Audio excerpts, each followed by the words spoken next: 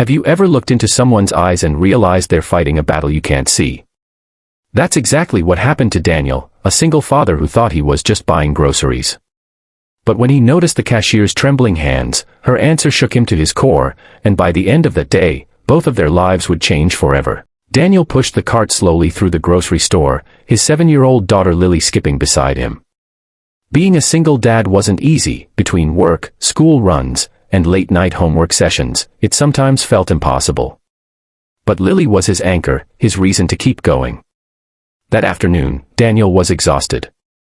He had worked overtime all week, and the only thing on his mind was grabbing some groceries and getting home. But when he reached the checkout line, something unusual caught his attention. The cashier, a young woman with tired eyes, struggled to scan the items. Her hands shook so much that she dropped a can of soup twice. She whispered apologies, forcing a smile that didn't reach her eyes. Daniel noticed sweat forming on her forehead even though the store was cool. At first, he thought maybe she was just nervous. But then he saw Lily staring at her too, worried. Children always sense things adults overlooked. Finally, Daniel couldn't stay quiet.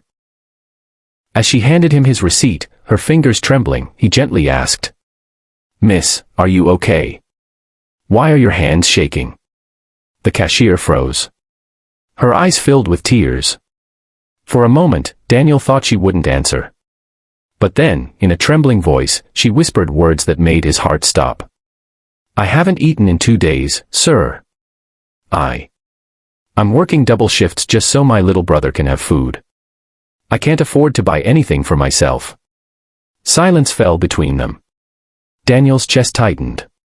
He glanced at Lily, who was staring at the woman with wide, innocent eyes. And in that moment, Daniel knew this wasn't just another grocery trip.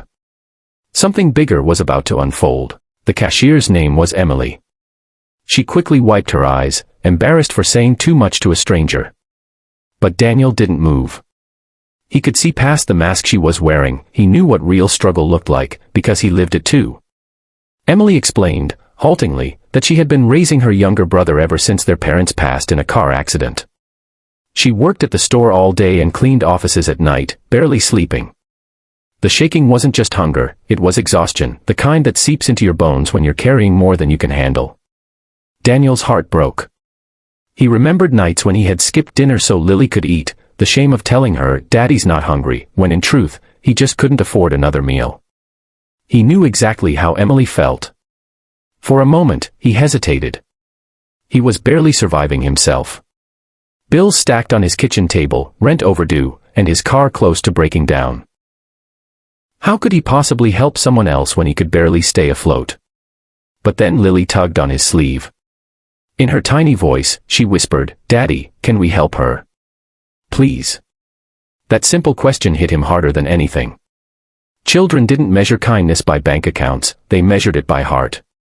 So Daniel made a choice. He pushed the cart aside, walked back to the aisles, and began filling another basket, this one full of bread, rice, canned goods, and fresh vegetables.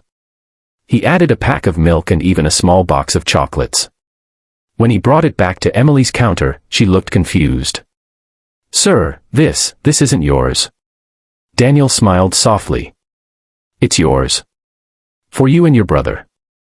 No one should work this hard and still go hungry." Emily's lips trembled as tears streamed down her face. She tried to protest, but Daniel shook his head. "You don't have to thank me.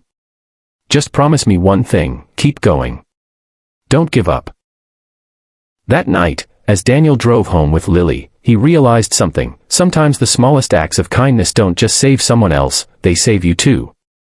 Because in helping Emily, he had reminded himself that even in his own struggles, he was still capable of changing the world for someone else.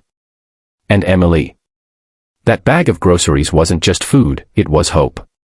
The kind of hope that gives you the strength to keep fighting one more day.